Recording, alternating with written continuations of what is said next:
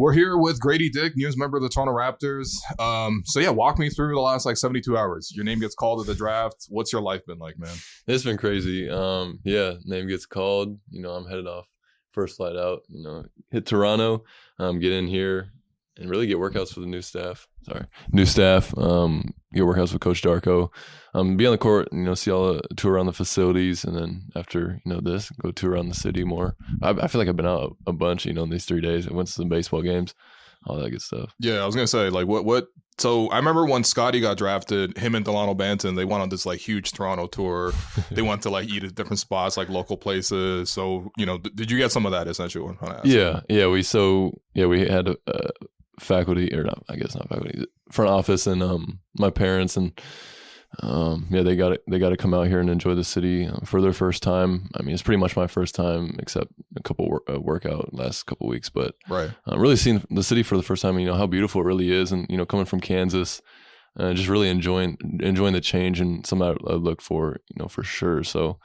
Being able to do that, I think we're going up in the CN Tower after this, and all right, to go at the top and see the city. Yeah, you might as well. Okay, I was told not to ask you about Marquise, but I suppose he's been with you guys with all this kind of stuff, so he seems like a character. And you know what? Just let me know. What's Marquise like as a person? Because technically he's not officially signed. It's one of those weird NBA things. But tell me about Marquise as a person. Yeah, that's my boy. It's kind of crazy. I mean, we were rivals this past season. Right. K-State, Kansas rivalry is one of the the biggest in college basketball. So you take two players from that, and you have amazing fan bases at each of those that kind of just love their players, not the others. So it's one of those things where you kind of see us to come together and.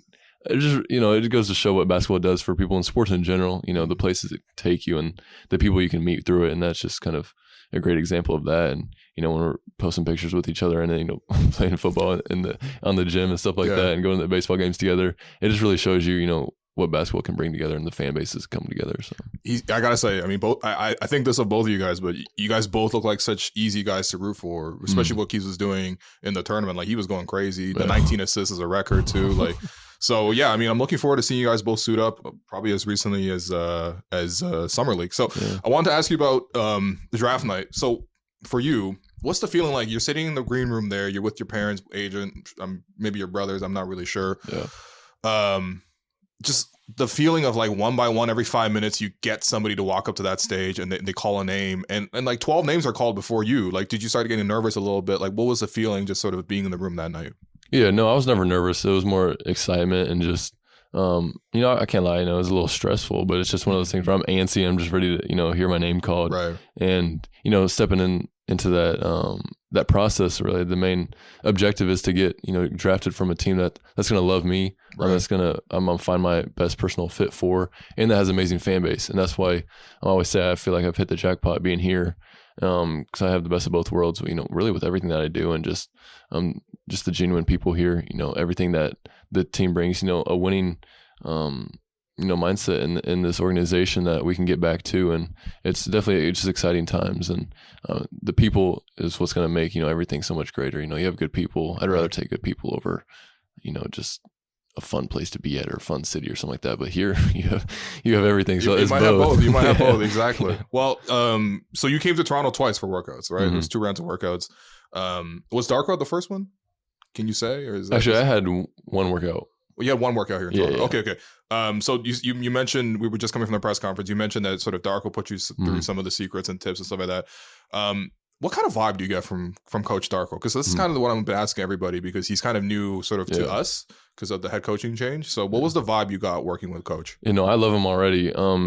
He was just getting in, I think, around the time I got in for my first workout. Right. I'm getting to know him, and just the way he coached and seeing that knowledge that, a coach can have it's super rare. The way he just talks about the game and goes into detail about different things it's insane. So I got my first taste of that in that workout, and coming here, I think we've had 3 so far, and one more tomorrow before I head out. And so it's one of those things where you just gotta just be blessed that you have a guy like that that can come in here and hopefully just turn things around and bring players in that love each other, and that it makes a good culture. It's just bringing that back. And I can't, talk highly enough about him just in the few days that I've been coached by him on the court. And it's like I said, rare again that he's here personally working us out, and not a lot of coaches do that. And, that just shows his love for basketball and love for wanting to, get this right. Right. That's true.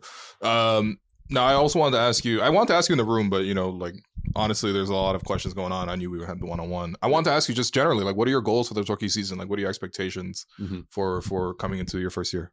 My main priority, I wasn't kind of joking, draft night about random stuff, but you want Drake's numbers. What you want? All that stuff was just that's doable. Don't worry, you'll get it. You'll get it. Definitely just fun stuff.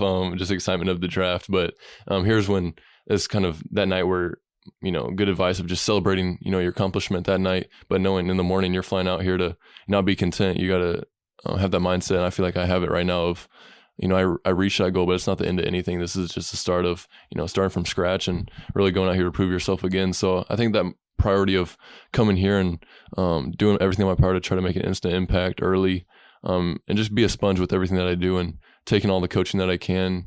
We have the most intelligent coach now. So to have him here and me being a rookie and me learning from that, and some older guys on the team where I'm one of the younger. So it's just one of those things where I got to come here and utilize all the stuff. That's fair. A lot of the questions in the room just now were about shooting, and you talked about, your mom sitting, front row, and you pointed at her because I think the question was like, your dad teach you how to shoot, and you were like, no, it's my mom. And that was actually a really cool moment. I thought that was really cool. Anyone who's done some research into your mom too, like she was definitely a peer group. I think she averaged like 40 maybe last senior year. So, but I wanted to ask in terms of just like how early did you get started? Like, walk me through like the first time you remember like actually training. Not just to shoot on a Fisher Price hoop or whatever, but like training to actually get better at shooting a basketball. Yeah, definitely my parents were really adamant about just taking the little things and really seeing how big they are in the long run, and just taking the importance of that and just kind of using it. Like, for example, going in, maybe I'm a little kid, so I'm using a smaller ball than just a normal sized one, and just really getting the mechanics down, really mastering that before I can kind of move on to a heavier ball where I might be way too little for that, where I'm, throwing it and just messing up how I shoot the ball, and not shooting a lot of threes early on too, and kind of messing up my form if I do that. And, at the time, I want to just do everything. So it's just really, being open to all and finally understanding why my parents did that and just how intelligent they were in that. And, mom was definitely the big part of on the court, and dad was more of a football, baseball guy. So, but he's done the most research I've ever seen anybody do. Just he just loves, sports in general, and he's the biggest fan ever. And he just does everything in his power to help me in anything that I do. So it's one of the things when you have two supportive parents like that, it's just a huge blessing in my life. I was going to say, that sounds like such a great, way to start off, puts you at such a great advantage. I want to ask in terms of over the years, right? So you being a shooter, what's your favorite pet play? Like, it's just maybe something simple. Is there some a specific area of the court you like to shoot from? Is there a specific action that you liked to get you a clean look?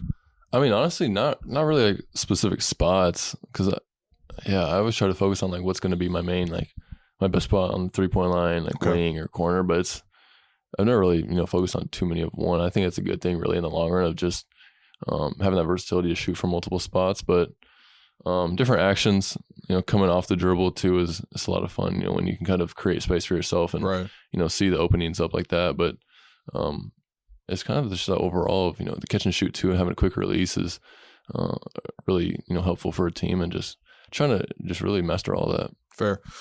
So like everyone else, I've been watching pretty much every YouTube video available of Gradey Dick at Kansas, even before that I was watching in high school and stuff. And one thing that stood out was, you cut a lot of lobs, cutting back door. So I want to, from your perspective, what are you looking for from your defender when you sort of time when to go for that play? Because you had a real knack for catching lobs going back door. Really just their positioning. You can kind of see your eyes at the same time in your peripherals, but it's really just a position where you can tell where they're out on the floor. If they're kind of, if I'm running off that screen, say a downstream's coming to where I'm in the corner and I'm running up to the wing, then it's one of those things where if he's a little behind me or I'm kind of beating him to the spot, I'm going to continue with my path where I can get a shot or come off that screen. But like what you're talking about, where they try to cheat that, and their main objective is not to let me shoot the three. So I kind of see him go up too much ahead, and I can just backdoor and kind of see that.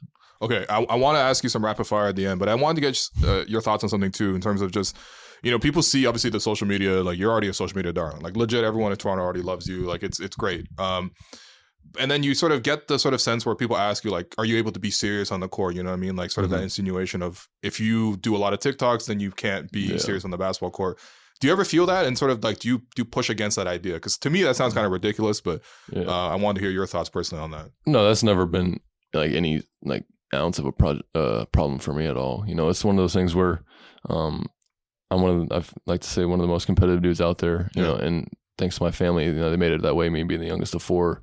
You know, they let me win anything. So it's one of those things where I take pride in winning. And another thing where, you know, I like to be myself off the court. You know, it's just one of those things where I'm having fun and just enjoying life really in general. But once I step on the court, you know, it's a whole different, I guess it's not really, I mean, it pretty much is flipping a switch and I'm, you know, a whole different personality where I'm locked in and it's just kind of a killer mindset where, I mean, if people, you know, kind of think that they can look at any college game of mine and see how my body language and my body language and games like that. And then after the game, I can kind of, you know, be myself again and just, but you know, when the crowd gets, you know, happy in games, then that's going to, you know, come out and hear guys like Scotty where it's going to make him come out even more. So it's a lot more fun, but it's just knowing when and where to, you know, kind of have that personality, I guess. Yeah, no, for sure. I mean, you can tell even just now, right? You're serious. You're working right now. It's different. Now I want to end rapid fire real quickly. Just give me some quick answers to this.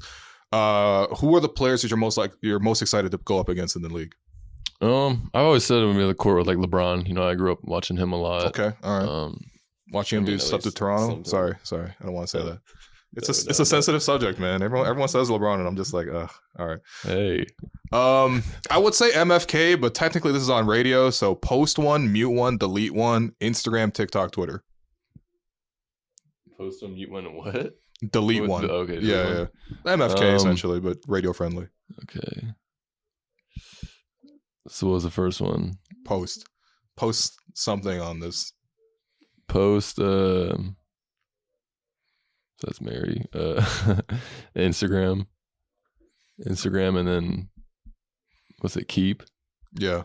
Keep TikTok, delete Twitter, I guess. Deleting Twitter. Yeah. That's fair. I don't use it too much. That's fair. Are you excited to like live outside of Kansas in a big city for the first time in your life? For sure. You know, I've talked about so much of just how much I love the city. Yeah. And just I love, you know, views like that of views from the six. But okay, all right, let's go. being at the, you know, the top and trying to look for a space to live next week is, you know, exciting to me. And you know, we're gonna have that view, and it's just I love good vibes, and you know, it's nothing but that here. All right. And the last one, you mentioned real quickly, did you live in Japan with your mom when she played there? No, I was never thought of. Like, our family was never, Okay, I was going to say that. I was going to ask you some questions about that. But, well, listen, Gradey, welcome to Toronto. So luck in your rookie season, all right? Thank you so much.